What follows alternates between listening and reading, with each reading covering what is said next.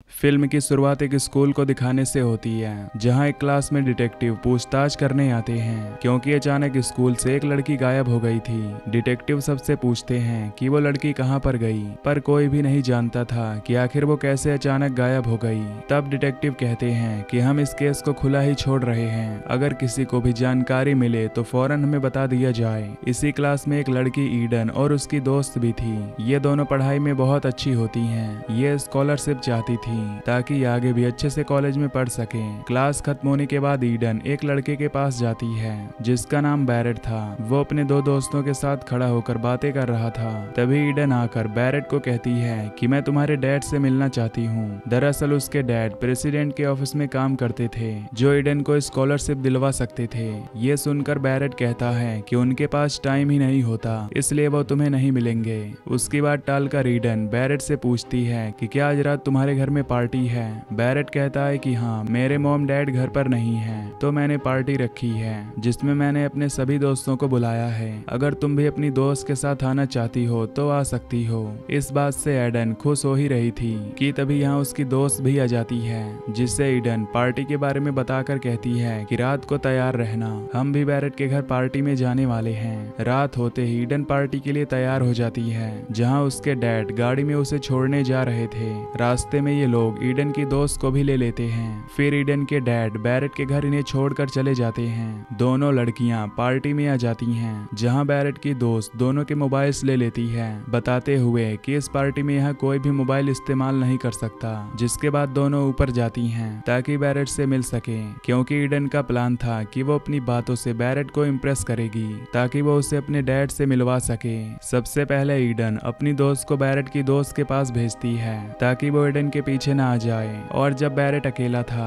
तब मौके का फायदा उठाकर ईडन उसके पास आकर बातें करने लगती है। पार्टी चल ही रही थी कि तभी यहाँ गायब हुई लड़की की बहन आ जाती है जो पार्टी में हंगामा कर देती है और जोर जोर से वो सबको कहती है कि बताओ आखिर ऐसे कैसे मेरी बहन अचानक गायब हो सकती है। ये देखकर सब लोग गायब लड़की की बहन के पास जाकर उसे शांत करने लगते हैं। अब बैरेट को इम्प्रेस करने के लिए ईडन कहती है कि बेचारी काफी परेशान है, किस तरह रो रही है, मैं इसे घर छोड़ आती हूँ, फिर पार्टी में वापस आ जाऊंगी। इस पर बैरेट मान जाता है। वो अपनी गाड़ी की चाबी ईडन को दे देता है। ईडन उस लड़की की बहन को गाड़ी में छोड़ने के लिए चली जाती है। जब वो घर पहुंचती है तो ईडन को एक सिल्वर का बना हुआ दिल देती है और बताती है कि मेरी गायब बहन इस सिल्वर का दिल हमेशा अपने पास रखा करती थी, न जाने वो कहाँ होगी। ये कहकर वो और ज्यादा रोने लगती है। फिर गाड़ी से उतरकर अपने घर चली जाती है जबकि ईडन वापस पार्टी में आ जाती है। बैरेट उसे घर के अंदर लाकर पूरा घर दिखाने लगता है। अपनी फैमिली के सारे मेंबर्स की तस्वीरें भी दिखाता है और बताता है कि मेरी फैमिली बहुत अमीर है। साथ ही वहाँ पड़े काफी पुराने समय के औजार भी दिखाता है, ये बताते हुए कि मेरी फैमिली के बहुत सारे लोग शिकारी भी थे। जिसके बाद ये दोनों एक गेम खेलने के लिए आगे बढ़ते हैं कि तभी यहाँ ईडन की दोस्त भी आ जाती है जिसने बहुत ज्यादा शराब पी ली थी।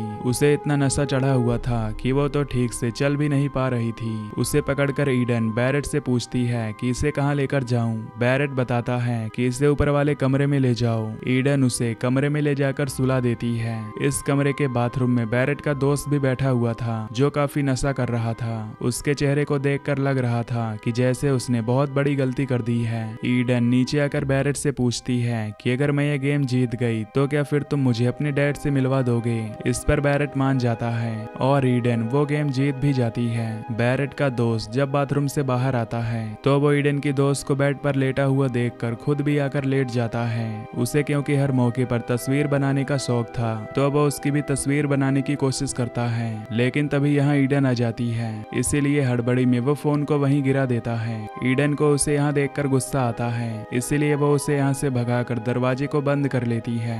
बाहर आकर बैरेट के दोस्त को एहसास होता है कि मुझसे कितनी बड़ी गलती हो गई। ईडन को उसका मोबाइल मिल गया था, इसलिए वो वीडियोस चेक करने लगती है कि कहीं इसने मेरी दोस्त की वीडियो तो नहीं बना ली। उसे गायब हुई लड़की की वीडियो मिलती है। ईडन को पता चलता है कि जिस दिन वो लड़की गायब हुई थी इन तीनों दोस्तों के साथ थी। वो वीडियो को चलाकर देखने का सोचती है कि आखिर उस दिन इन लोगों ने लड़की के साथ क्या किया होगा, लेकिन तभी मोबाइल की बैटरी लो हो जाती है। ये देखकर ईडन को तीनों पर शक हो जाता है। बैरेट का दोस्त नीचे आकर अपने दोनों दोस्तों को बताता है कि मेरा फोन ऊपर ही रह गया है। ये सुनकर तीनों ऊपर दरवाजे को खटखटाने लगते हैं। ईडन थोड़ा सा दरवाजा खोलती है, तब बैरेट उसे कहता है कि मेरा दोस्त अपना फोन अंदर ही भूल गया है तो वो दे दो, जिस पर ईडन कहती है कि अंदर मुझे तो कोई फोन नहीं मिला, और दरवाजा बंद करके अंदर से उन तीनों को बताती है कि मैंने तुम लोगों की वीडियोस फोन में देख लिए हैं। जो सुनकर बैरेट और उसके दोनों दोस्त काफी डर जाते हैं। फिर बैरेट उससे पूछता है कि अच्छा बताओ तुमने वीडियो में क्या देखा।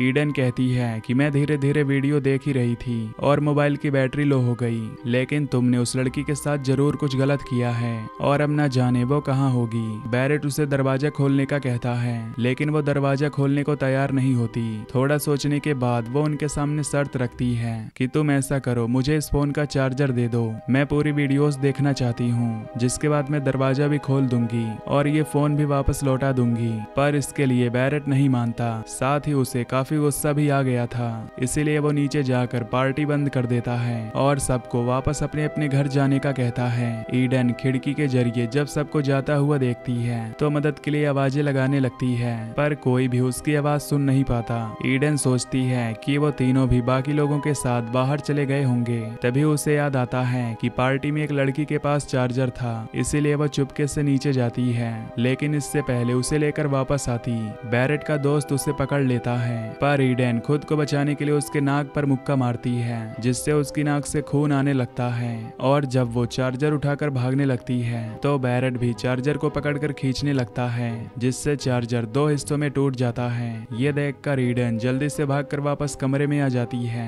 उसे पता था कि वो तीनों दरवाजा तोड़कर अंदर आने की कोशिश करेंगे, इसीलिए दरवाजे के सामने अलमारी को लगा देती है। बैरेट अपने दोस्त को कहता है कि तुम सीढ़ी लेकर ऊपर वाले कमरे में जाने की कोशिश करो। उसकी बात मानकर बैरेट का दोस्त वहां से चला जाता है, जिसके बाद बैरेट खुद कुल्हाड़ी लेकर दरवाजा तोड़ने लगता है। इसी बीच ईडन की दोस्त की आंख भी खुल जाती है, क्योंकि उसने बहुत शराब पी हुई थी, तो वो वॉशरूम में जाती है, लेकिन तभी खिड़की के बाहर वो बैरेट के दोस्त को देखती है, जो उसे खिड़की खोलने का कहता है। अब क्योंकि ईडन की दोस्त हर चीज से अनजान थी, इसलिए वो ये समझ लेती है कि बैरेट का दोस्त मुसीबत में है। वो खिड़की खोलकर उसे अंदर कर लेती है, जिस पर वो कहता है कि सच बताऊं तो तुम बहुत ही अच्छी लड़की हो, अब मैं तुम्हें पसंद करने लगा हूँ। पर ईडन की दोस्त को तो कुछ पता नहीं था, और अब बैरेट का दोस्त अंदर जाकर ईडन को कहता है कि चुपचाप मेरा फोन मुझे वापस दे दो, लेकिन बिना सोचे ईडन कुर्सी उठाकर उसे दे मारती है और वो बेहोश हो जाता है, जिसके बाद दोनों उसे बाथरूम में ले जाकर बांध देती हैं, और अब उसे इन्होंने बंदी बना दिया था।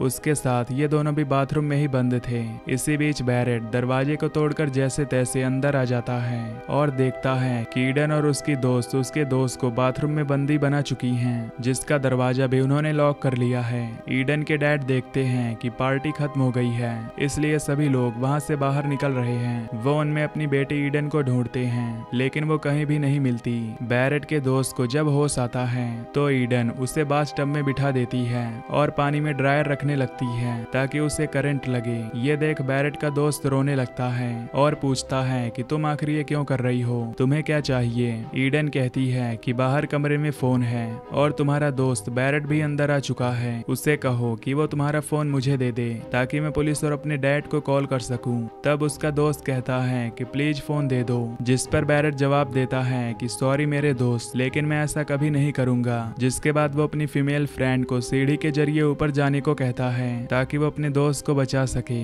साथ ही ईडन और उसकी दोस्त को मार दे। खुद भी वो पूरे घर की लाइट्स बंद कर देता है ताकि वो उसके दोस्त को करंट न लगा सके। वहीं बैरेट की दोस्त सीढ़ी पर चढ़कर ऊपर जाने लगती है ताकि वो ईडन और उसकी दोस्त को मार सके। वो खिड़की पर आकर ईडन की दोस्त का हाथ पकड़ लेती है, लेकिन अपना हाथ छुड़ाकर वो उसे ही धक्का दे देती है, जिससे वो नीचे गिर जाती है और चाकू उसके पेट में ही लग जाता है। ये देखकर दोनों दोस्त काफी घबरा जाते हैं और अब ईडन सीढ़ी के जरिए नीचे बैरेट के दोस्त के पास जाती है और उसका फोन ले लेती है। बैरेट की दोस्त ईडन से कहती है कि प्लीज मेरी मदद करो, लेकिन ईडन उसकी कोई भी बात न सुनकर सीढ़ी पर चढ़ जाती है। इतनी ही देर में यहाँ बैरेट भी आ जाता है। वो सीढ़ी को हटा देता है, लेकिन तब तक ईडन खिड़की तक पहुंच गई थी और तभी फोन उसके हाथ से छूटकर नीचे गिर जाता है। बैरेट अपनी जख्मी दोस्त को खींचकर अंदर लेकर आता है और देखता है कि उसका बहुत सारा खून बह चुका है। उसकी दोस्त कहती है कि प्लीज मुझे हॉस्पिटल ले जाओ, लेकिन बैरेट ऐसा नहीं करता, क्योंकि अगर वो उसे हॉस्पिटल ले गया तो खुद भी पकड़ा जा सकता था, तो उसे ऐसे मरने के लिए छोड़कर ऊपर जाने लगता है। ईडन अब अपनी दोस्त को सारी बात बता देती है कि आखिर यहाँ पर क्या चल रहा है। जो सुनकर उसकी दोस्त कहती है कि हमें इनसे या किसी से कोई लेना देना नहीं है, हमें उनका फोन वापस कर देना चाहिए ताकि हम भी यहाँ से चले जाएं। पर जब ईडन ऐसा करने से मना करती है तो अब वो उल्टा ईडन से ही लड़ने लगती है। इसी बीच वो घर के बाहर ईडन की डैड की आवाज सुनती है जो कि अपनी बेटी को ढूंढते हुए यहाँ भी आ गए थे। उनकी आवाज सुनकर ईडन बाहर आकर अपने डैड से पूछती है कि आप यहाँ पर क्या कर रहे हैं। तभी पीछे से बैरेट आकर उन पर हमला कर देता है। वो ईडन को कहता है कि मेरे दोस्त का फोन मुझे दे दो वरना मैं कुल्हाड़ी से तुम्हारे डैड का गला काट दूंगा। ये सुनकर ईडन की दोस्त काफी डर जाती है और वो जल्दी से फोन लेकर नीचे रख देती है। पर बैरेट जो बहुत बुरा इंसान था वो हंसने लगता है और कहता है कि तुम कितने बेवकूफ हो जो मेरी बातों में आ गई। इतना बोलकर वो कुल्हाड़ी उठाता है, लेकिन ठीक वक्त पर बैरेट के डैड वहां जाते हैं। अपने बेटे के हाथ में कुल्हाड़ी देखकर उससे पूछते हैं कि ये सब क्या है। कि तभी यहाँ बैरेट की मॉम भी आ जाती है, पर वो इतनी घबराई हुई नहीं थी। कहने लगती है कि यहाँ काफी गड़बड़ चल रही है, सब शांत हो जाएं, हमें बैठकर बात करनी चाहिए। अब जब सब लोग बैठकर बात करने लगते हैं तो ईडन बैरेट के मॉम डैड को सारी बात बता देती है, जो सुनकर उसके मॉम डैड अपने बेटे की हरकत पर काफी परेशान रह जाते हैं। और अब जब वो एक कमरे में जाती है तो देखती है कि बैरेट की फीमेल फ्रेंड मारी जा चुकी है, जो देखकर बैरेट रोने लगता है। अपने मॉम डैड से कहता है कि ये सब उस लड़की ईडन की वजह से हुआ, ना वो सारा ड्रामा करती और ना आज मैं अपनी दोस्त को खोता। अब ये लोग बाहर आ जाते हैं जहाँ बैरेट के डैड उन तीनों यानी ईडन, उसकी दोस्त और डैड से एक डील करते हैं कि अगर आप लोग पुलिस को कुछ नहीं बताएंगे तो मैं दोनों लड़कियों को स्कॉलरशिप दे दूंगा, जबकि ईडन के डैड को ढेर सारे पैसे मिलेंगे। ये आइडिया ईडन की दोस्त को काफी पसंद आती है, वो लेने के लिए तैयार हो जाती है। लेकिन ईडन कहती है कि ये बहुत गलत बात है, ये आखिर एक लड़की का सवाल है, उसके मॉम डैड पर क्या गुजर रही होगी,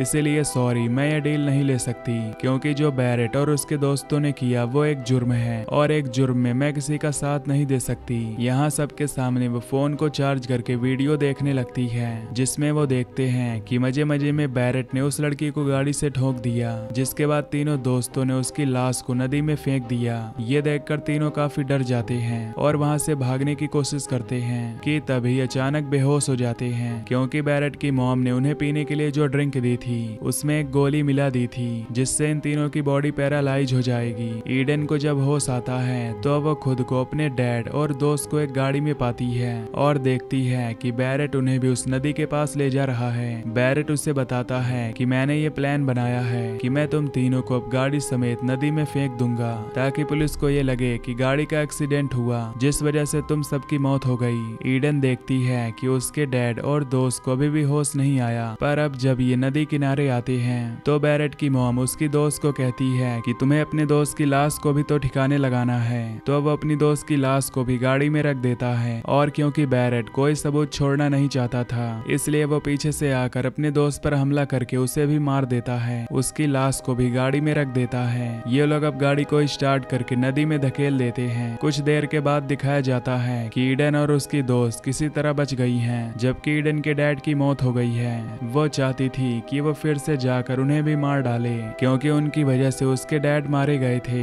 हालांकि उसकी दोस्त काफी मना भी करती है, लेकिन वो उसकी एक नहीं सुनती, जबकि उसकी दोस्त फोन करने चली जाती है ताकि मदद के लिए पुलिस को बुला सके। और अब ईडन चुपके से उनके घर में घुस जाती है, जहां बैरेट के डैड खबरें देख रहे थे। उसी एक्सीडेंट की खबर चल रही थी जो उन लोगों का कल रात इसी फैमिली ने किया, पर यहाँ ये बताया जा रहा था कि नदी से 5 नहीं बस 3 ही लाशें मिली हैं, जो सुनकर उसके डैड सोच में पड़ जाते हैं कि 2 किन की लाशें नहीं मिली होंगी। और अब वो जैसे ही पीछे मुड़कर देखता है तो सामने ईडन थी, जो उसके सर में कुल्हाड़ी घुसा देती है। और अब ईडन बैरेट की मॉम के पास जाती है, लेकिन उसे मारना इतना आसान नहीं था क्योंकि वो बहुत तेज औरत थी। लेकिन यहाँ ईडन बड़ी चालाकी से उसे बाथटब में फेंक देती है, फिर वो ड्रायर चलाकर पानी में छोड़ देती है। इससे बैरेट की मॉम को जोरदार झटका लगता है और तड़प कर वहीं मारी जाती है। बैरेट घर वापस आकर अपने मॉम डैड को आवाज लगाता है, पर जब वो कोई जवाब नहीं देते तो बैरेट समझ जाता है कि कोई गड़बड़ है। वो गन उठाकर अंदर जाता है तो अपने मॉम डैड की लाश को देखता है, और यहाँ उसकी आंखें खुली की खुली रह जाती हैं। और घबराता हुआ जब बाहर आता है तो एडन को देखता है, जो उन्हीं की गाड़ी में बैठी हुई थी, लेकिन वो गाड़ी उससे टकराकर नीचे कुचल देती है, जिससे वो काफी जख्मी हो जाता है। तब उसकी गन उठाकर ईडन उसे मारने जाती है, पर ये उससे नहीं हो पाता। रोते हुए वो गन नीचे फेंक देती है। तब इसी बात का फायदा उठाकर बैरेट ईडन की जान लेने के लिए उठता है, पर ठीक वक्त पर ईडन की दोस्त आकर गन से उसे मारती है, जिससे बैरेट भी यही मारा जाता है। अब दोनों दोस्त मिलती हैं। ईडन रोते हुए उसका शुक्रिया अदा करती है कि तुमने मेरी जान बचाई, और तभी इन दोनों को बचाने के लिए यहाँ पुलिस और रेस्क्यू टीम भी आ जाती है, जो और कोई नहीं बल्कि ईडन की दोस्त लाई थी।